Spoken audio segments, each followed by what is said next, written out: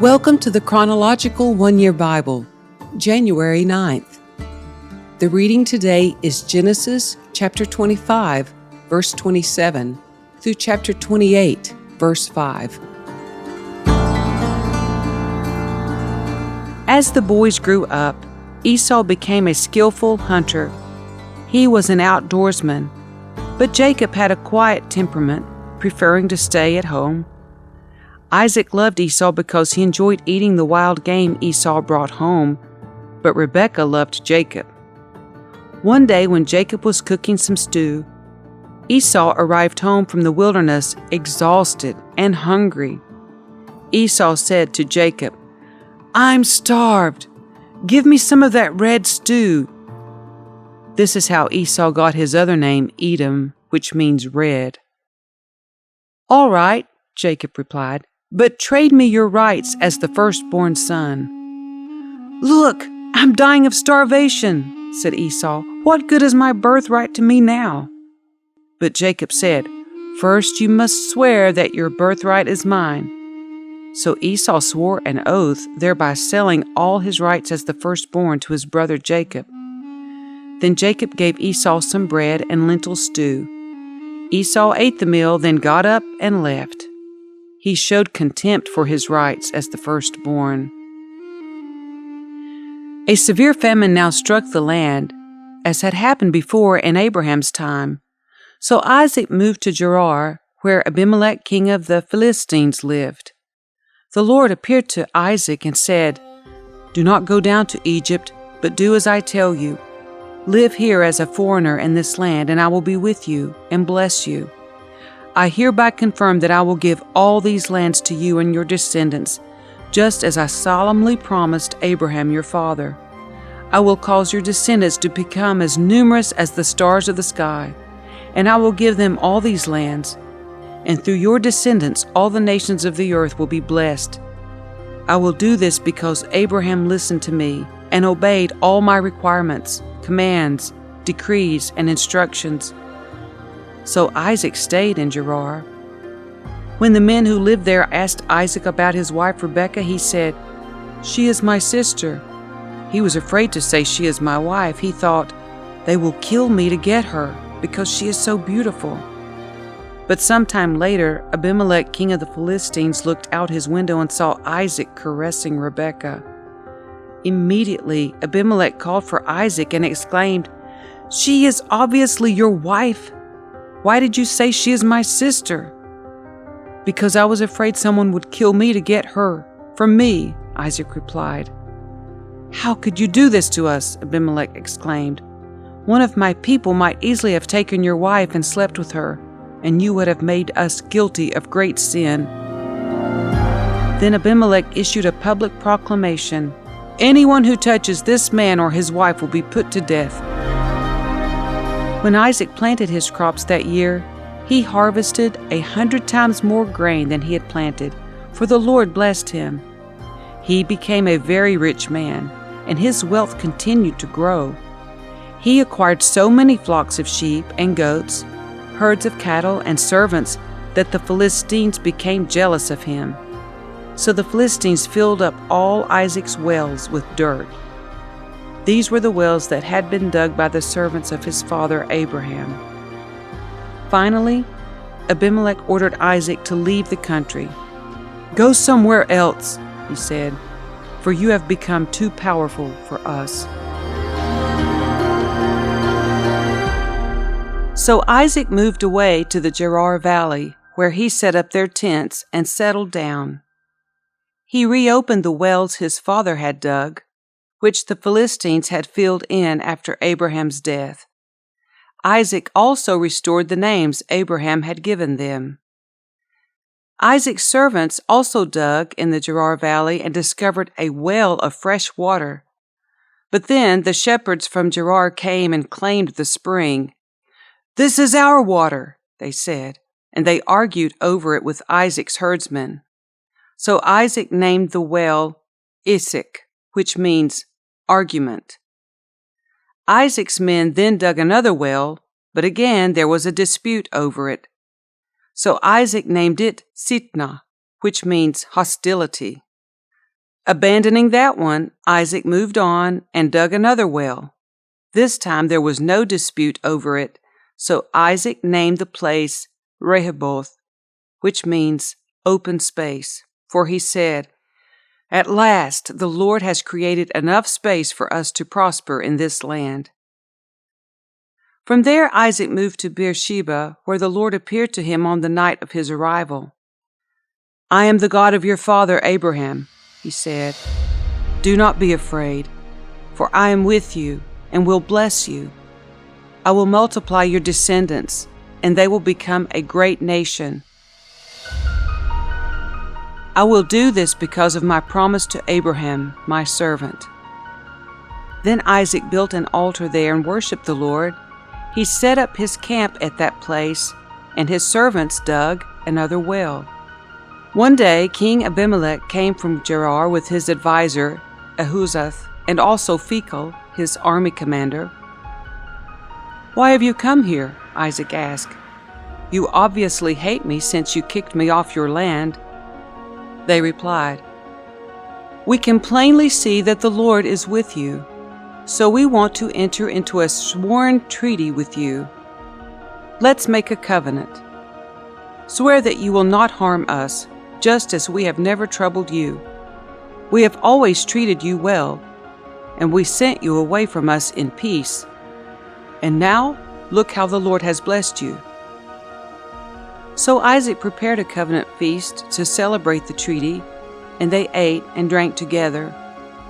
Early the next morning they each took a solemn oath not to interfere with each other. Then Isaac sent them home again, and they left him in peace. That very day Isaac's servants came and told him about a new well they had dug. "We've found water!" they exclaimed. So Isaac named the well Sheba, which means oath, and to this day the town that grew up there is called Beersheba, which means well of the oath. At the age of 40, Esau married 2 Hittite wives, Judith, the daughter of Beeri, and Basemath, the daughter of Elon. But Esau's wives made life miserable for Isaac and Rebekah. One day when Isaac was old and turning blind, he called for Esau, his older son, and said, "My son." "Yes, father," Esau replied. "I am an old man now," Isaac said, "and I don't know when I may die.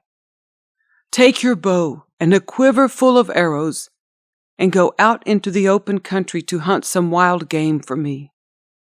Prepare my favorite dish and bring it here for me to eat. Then I will pronounce the blessing that belongs to you, my firstborn son, before I die." But Rebekah overheard what Isaac had said to his son Esau. So when Esau left to hunt for the wild game, she said to her son Jacob, "Listen, I overheard your father say to Esau, 'Bring me some wild game and prepare me a delicious meal. Then I will bless you in the Lord's presence before I die.' Now, my son, listen to me. Do exactly as I tell you.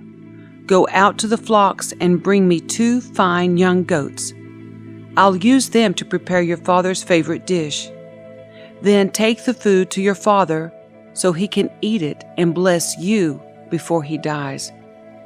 "But look," Jacob replied to Rebekah, "my brother Esau is a hairy man, and my skin is smooth.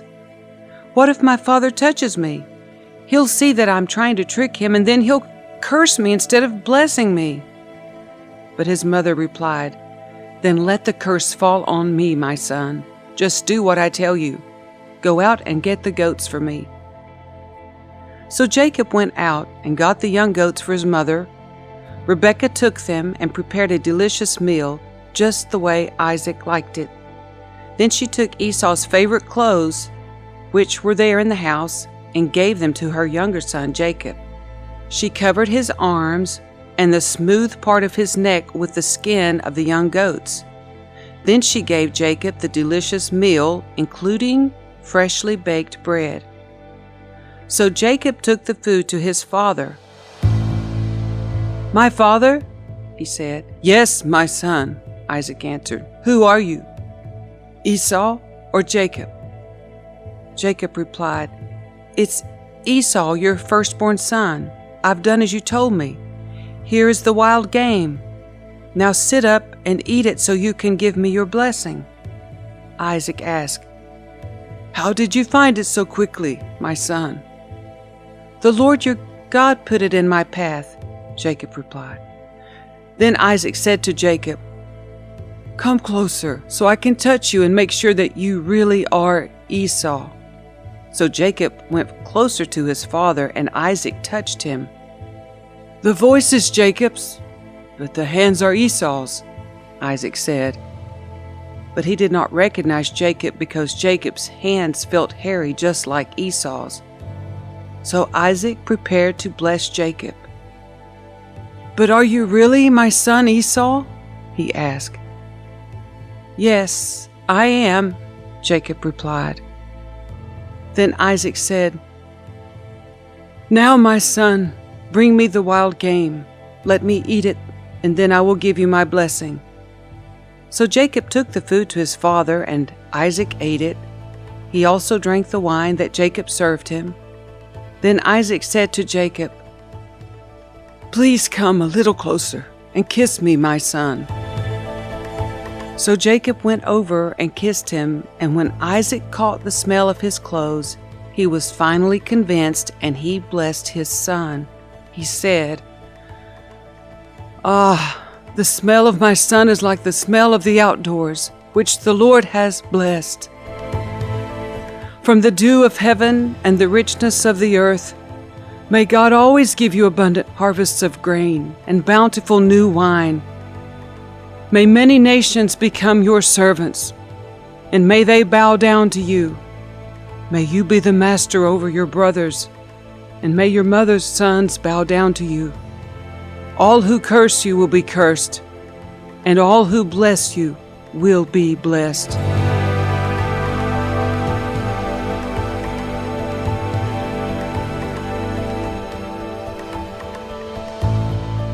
As soon as Isaac had finished blessing Jacob, and almost before Jacob had left his father, Esau returned from his hunt. Esau prepared a delicious meal and brought it to his father. Then he said, "Sit up, my father, and eat my wild game so you can give me your blessing." But Isaac asked him, "Who are you?"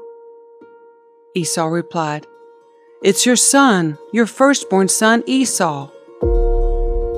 Isaac began to tremble uncontrollably and said, "Then who just served me wild game? I have already eaten it, and I have blessed him just before you came. And yes, that blessing must stand."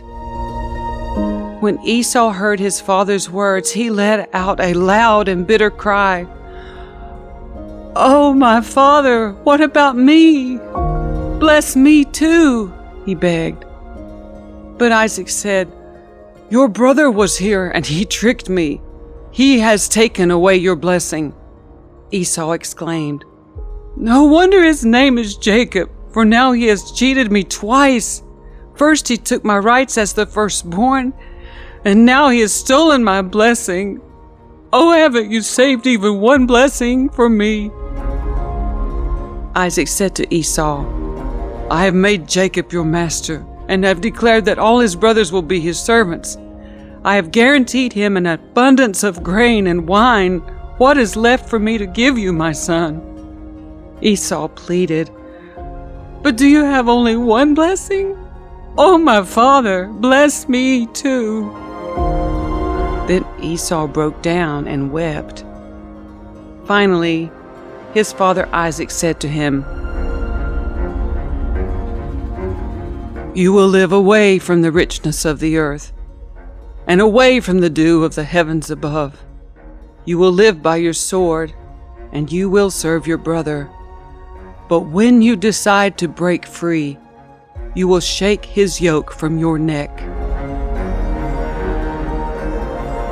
From that time on, Esau hated Jacob because their father had given Jacob the blessing. And Esau began to scheme. "I will soon be mourning my father's death, then I will kill my brother Jacob." But Rebekah heard about Esau's plans, so she sent for Jacob and told him, "Listen, Esau is consoling himself by plotting to kill you. So listen carefully, my son. Get ready and flee to my brother Laban in Haran. Stay there with him until your brother cools off. When he calms down and forgets what you have done to him, I will send for you to come back. Why should I lose both of you in one day?" Then Rebekah said to Isaac, "I'm sick and tired of these local Hittite women. I would rather die than see Jacob marry one of them." So Isaac called for Jacob, blessed him, and said, "You must not marry any of these Canaanite women. Instead, go at once to Paddan-Aram, to the house of your grandfather Bethuel, and marry one of your uncle Laban's daughters. May God Almighty bless you and give you many children, and may your descendants multiply and become many nations. May God pass on to you and your descendants the blessings He promised to Abraham. May you own this land where you are now living as a foreigner, for God gave this land to Abraham." So Isaac sent Jacob away, and he went to Paddan-Aram to stay with his uncle Laban, his mother's brother, the son of Bethuel the Aramean.